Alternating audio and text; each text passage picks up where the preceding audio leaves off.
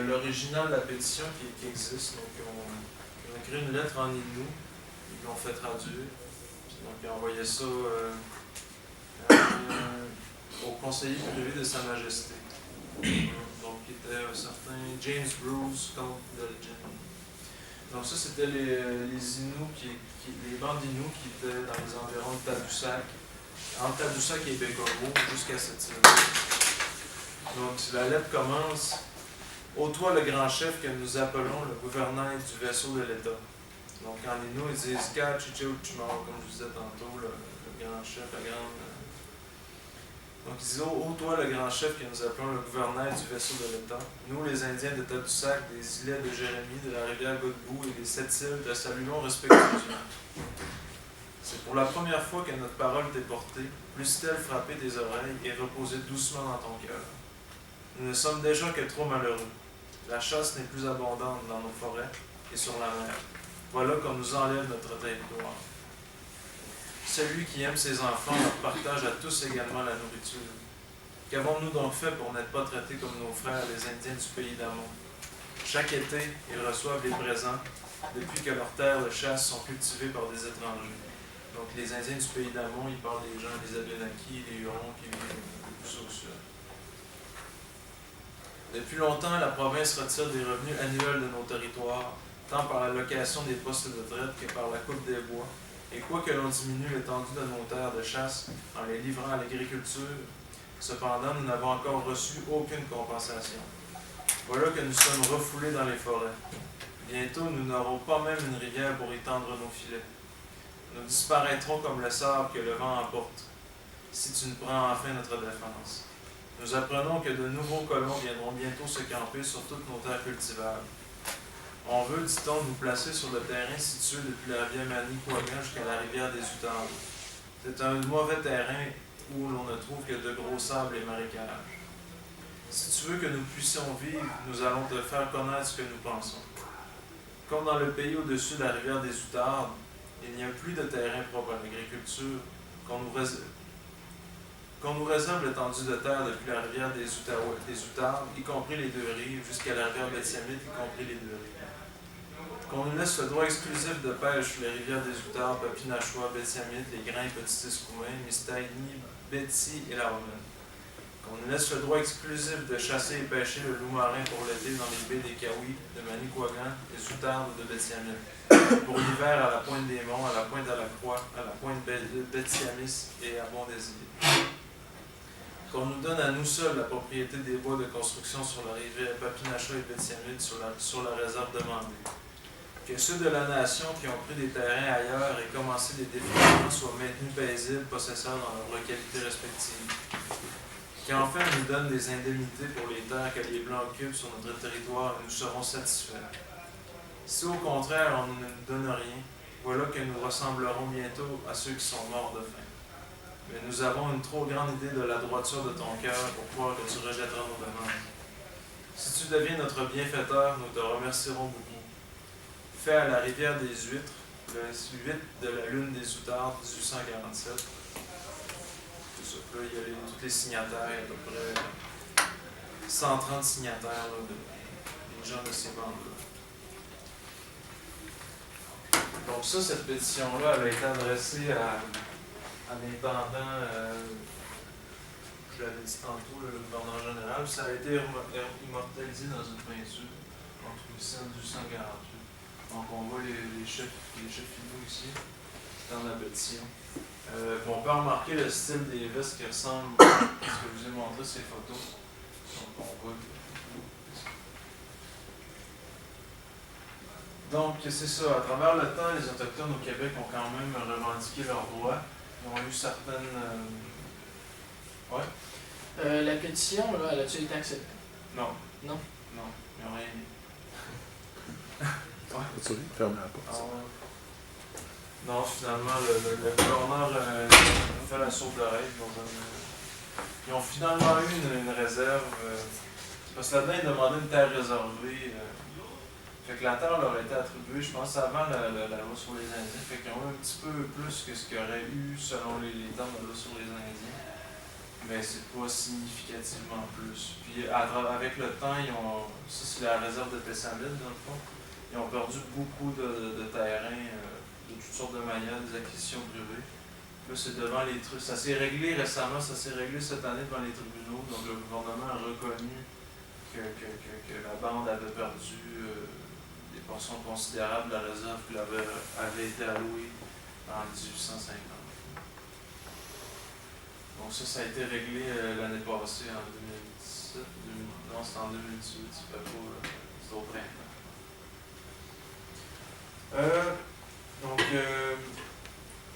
La Convention de la baie James du Nord québécois, c'est vraiment un événement majeur dans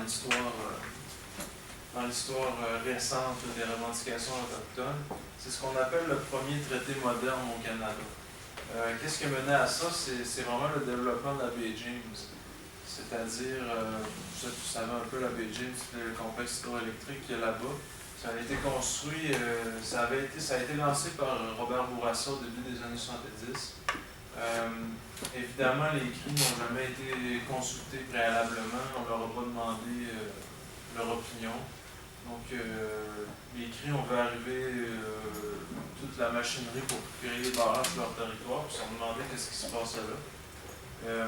Puis là, évidemment, on est en 1900, dans les années 70. Les gens sont plus au fait de ce qui se passe, puis les CRI ont décidé d'intenter une poursuite contre le gouvernement du Québec et Hydro-Québec. Donc, ils ont fait une demande d'injonction pour arrêter le projet de la baie James. Puis le juge à l'époque, le juge Malouf, a donné raison au CRI. Et par ordonnance de la Cour, tous les travaux ont été arrêtés à la baie James tant qu'il n'y avait pas une entente de signer avec les CRI et les Inuits aussi. Donc ça, c'est un événement majeur parce que c'était la première fois au Québec où il y avait un tribunal reconnaissait des droits par rapport à la consultation, donc la reconnaissance d'un titre autochtone sur un territoire de... Donc c'était un des premiers événements juridiques majeurs au Québec en droit autochtone. Par contre, l'injonction va être invalidée là, en instance supérieure. Les travaux auront quand même été arrêtés un certain temps, mais l'injonction, la deuxième injonction, donc en cours d'appel, j'imagine, oblige le gouvernement du Québec et Hydro-Québec à s'asseoir avec les CRI et d'en venir avec une entente. Sinon quoi, je sais pas, mais il y avait une obligation légale pour le Hydro-Québec et le gouvernement d'arriver à un terrain d'entente avec les CRI. Donc pendant 2-3 ans, donc de 73 à 75, les CRI et le gouvernement vont négocier ensemble, puis c'est ce qui est devenu la Convention de la baie James du Nord québécois. C'est un traité qui donne beaucoup de pouvoir aux CRI, donc il leur donne des instances politiques, il leur donne des moyens aussi, il y a des montants d'argent qui sont reliés à ça. C'est pour ça, entre autres, qu'aujourd'hui, les CRI, c'est parmi les nations autochtones au Québec les plus puissantes, les plus grands pouvoirs politiques. Cet événement-là leur a donné du capital politique, mais aussi des moyens d'arriver à se faire représenter dans la sphère politique, que ce soit auprès de négociations auprès de compagnies ou pour intenter des poursuites pour toutes sortes de raisons. C'est une entente qui va être amendée année après année, donc, et qui est constamment renégociée. Il y a eu la paix des Braves en début 2000, il y a eu l'entente Baril-Moses en 2013-2014. En 2014. Donc, il y a des morceaux d'entente qui sont constamment ajoutés là-dedans pour faire le rendre plus actuel. Entre autres, en 2013, il y a eu une instance là, que le gouvernement a accordé la moitié des sièges là, sur une instance régionale, la baie James. Donc, en ce moment, sur la baie James, là, toutes les décisions, c'est comme l'équivalent d'une MRC, là, sont pris. Donc, il y a moitié des sièges non autochtones, moitié des sièges CRI. Donc, c'est une façon que les décisions se prennent d'égal à égal. Mais par contre, c'est une entente qui, pour signer cette entente-là, les CRI de la baie James ont dû, les Inuits aussi ont dû céder leur titre autochtone sur le territoire. Donc, ils ont abandonné leurs droits sur leur territoire, mais Ça, c'est une pratique qui est aujourd'hui dénoncée à l'ONU. Donc, ça se pourrait que ça soit renversé aussi. C'est à voir dans les prochaines années. Là, j'ai mis des suggestions de films pour chaque événement. J'ai envoyé un document à Michel, qui a envoyé une sélection de films là, sur les questions autochtones. Vous allez pouvoir consulter chez vous si ça vous intéresse. Donc, j'ai mis des films parce que c'est le fun. C'est moins. C'est pas comme. Des fois, lire un livre, c'est pas tout le monde qui aime ça. Mais un bon film, des fois, c'est une autre façon de comprendre l'histoire et ce qui nous entoure. Donc, il y a aussi eu la guerre du saumon dans les années 70 au Québec, ce qu'on appelle la guerre du saumon. C'est qu'un peu partout au Québec en même temps, les Autochtones de nations différentes vont revendiquer des droits sur les rivières à saumon. Donc, la plupart des rivières à saumon au Québec étaient possédées par des clubs de pêche privés, donc les Autochtones n'avaient pas le droit de pêcher le saumon.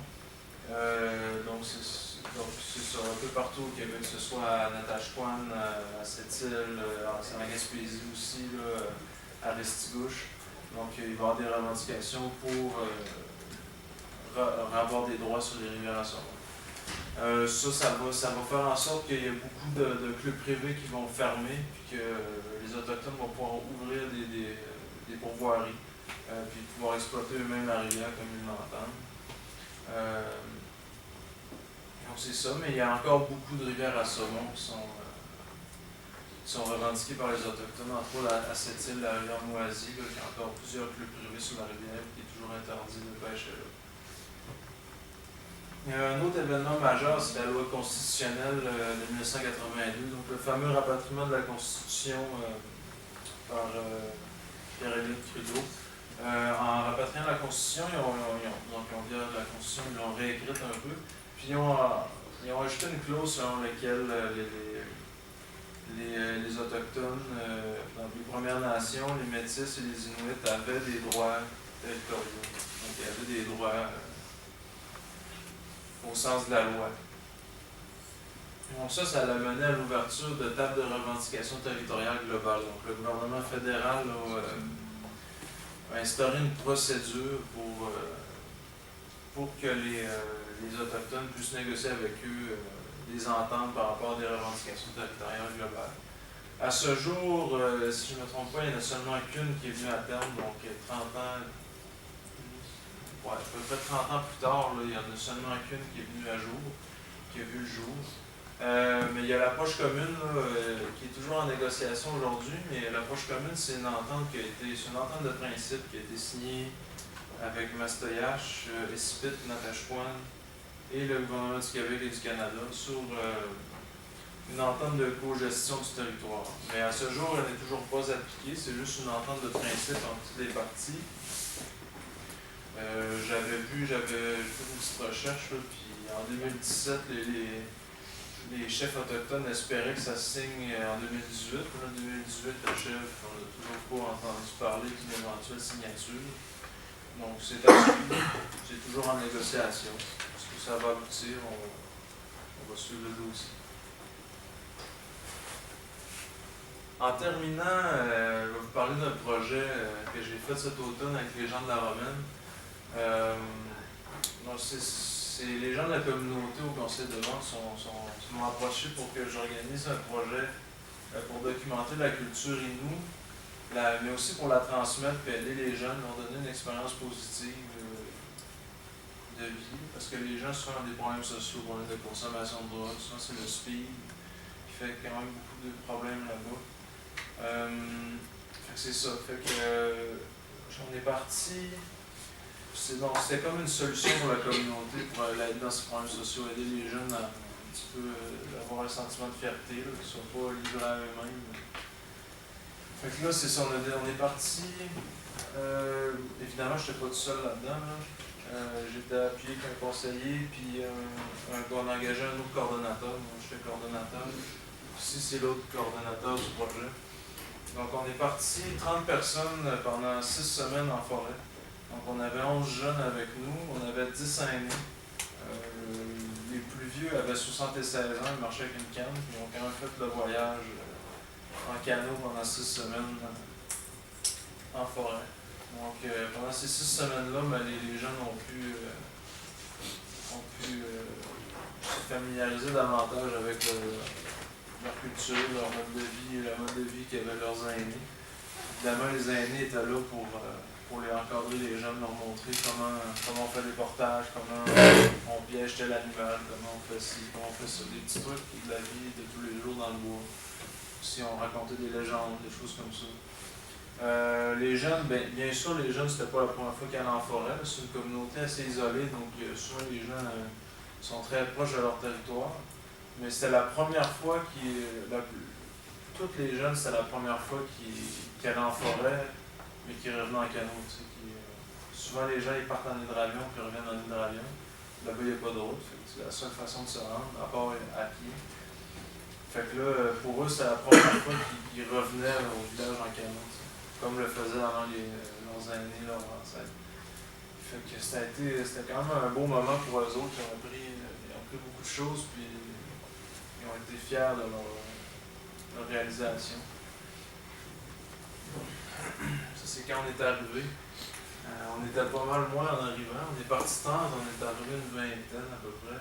Donc il y en a qui sont blessés. Il y a un aîné qui a fait 5 malaises cardiaques.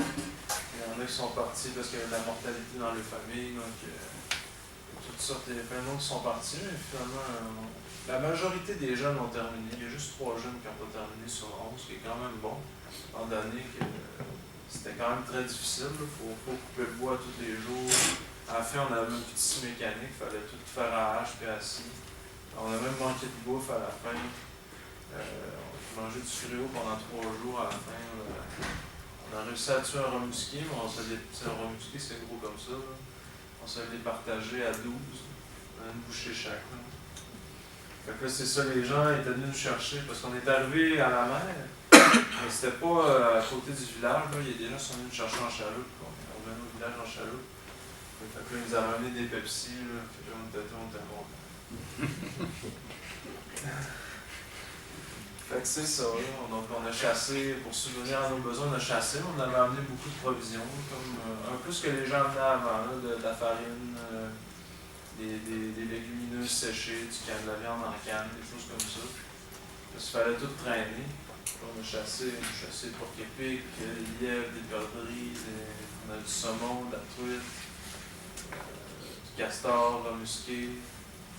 Ça a du canard aussi, un peu tout ce qu'on trouvait un peu.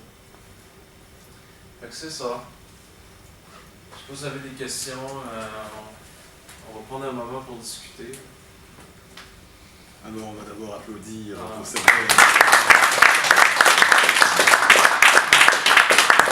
Alors si vous avez des questions, il faut les soumettre, il est temps. Et je vais quand même... il y a déjà une question qui a été posée. Et je vais poursuivre dans la même lancée.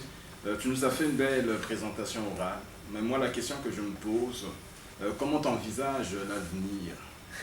L'avenir des relations entre justement les 2 paliers de gouvernement et la question autochtone. Est-ce que c'est positif ou négatif? Il me pose, là j'ai l'air embêté, mais il me pose la même question un matin. Je sais pas, tu sais, je pense que il y a de plus en plus d'opportunités pour les peuples autochtones, puis il y a de plus en plus d'ouverture à leurs revendications et leurs problématiques. Mais est-ce que ça change tant que ça? Je sais pas. C'est souvent c'est des programmes culturels, c'est des programmes, mais est-ce qu'ils ont davantage d'autonomie politique depuis 30 ans? Pas tant que ça. C'est très inégal d'une communauté à l'autre. C'est comme s'il fallait qu'ils revendiquent et qu'ils arrachent chaque parcelle de pouvoir petit à petit.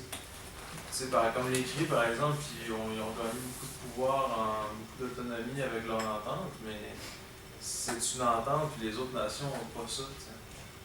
Puis souvent, les processus de négociation c'est fait exprès pour que ce soit long et difficile aussi. Donc le gouvernement met beaucoup de bâtons dans les roues des Autochtones. Puis tu sais, souvent il y a des conflits d'intérêts, dans le sens que le gouvernement,